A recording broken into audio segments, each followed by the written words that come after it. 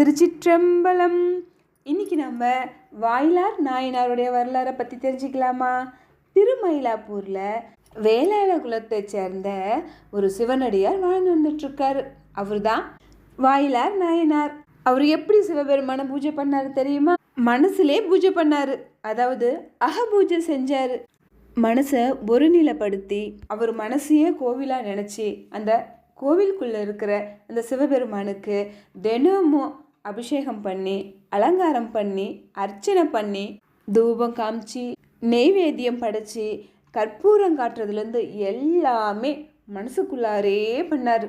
எப்பவுமே சிவபெருமானை மறக்காமல் நினச்சிக்கிட்டே அவரோட நினைப்பிலே வாழ்ந்தவர் தான் வாயிலாறு நாயனார். இப்படி மனசுக்குள்ளே அகபூஜை செஞ்சுட்டு அவர் எல்லா நேரமும் ஒரு நிமிஷம் கூட சிவபெருமானை மறக்காமல் மனசுக்குள்ளே சிவபெருமானையே நினச்சிக்கிட்டு அப்படி வணங்கிட்டு இருந்ததுனால அவரோட வாழ்வின் கடைசியாக மார்கழி மாதம் ரேவதி நட்சத்திரத்து அன்னைக்கு சிவபெருமானுடைய திருவடி நிழலை அடைஞ்சிட்டாரு.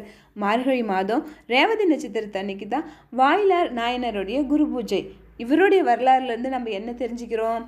புற பூஜை, அதாவது வெளியிலேருந்து நம்ம சிவபெருமான் கோயிலுக்கு போய் அங்கே பூஜைக்கெல்லாம் நம்ம பொருள் கொடுத்து அபிஷேகத்துக்கு பொருள் கொடுத்து நம்ம நெய்வேத்தியெலாம் எடுத்துகிட்டு போய் அவருக்கு படைச்சி மனசார நம்ம கும்பிட்டு வந்தால் தான் அது சிவபெருமான் ஏற்றுக்குவாருன்னு இல்லை.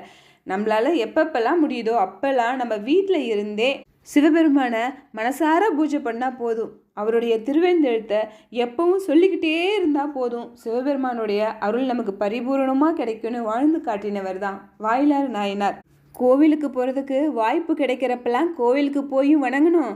அப்படி வாய்ப்பு கிடைக்காதப்ப வாயிலார் நாயனார் மாதிரி மனசார இறைவனை வணங்கணும்.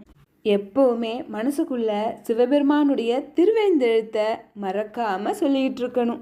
நமக்கு கஷ்டம் வந்தால் அந்த கஷ்டத்தையே நினச்சிட்டு இருக்கிறதுனால ஒரு பிரயோஜனமும் இல்லை.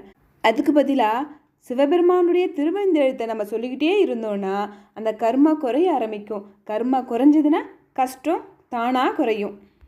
அதனால் நம்மளால் முடிஞ்ச அளவுக்கு சிவபெருமானுடைய திருவேந்தெழுத்தை மனசில் சொல்கிறதுக்கு பழகிட்டோம் அப்படின்னா கொஞ்ச நாளுக்கு அப்புறம் தன்னாலே மனசுக்குள்ளே அந்த நாமம் ஓடிக்கிட்டே இருக்கும். நம்ம கஷ்டமும் குறைஞ்சி இன்பமாக வாழலாம். தொல்மயிலை வாயிலான் அடியார்க்கும் அடியேன். திருச்சிற்றம்பலம்.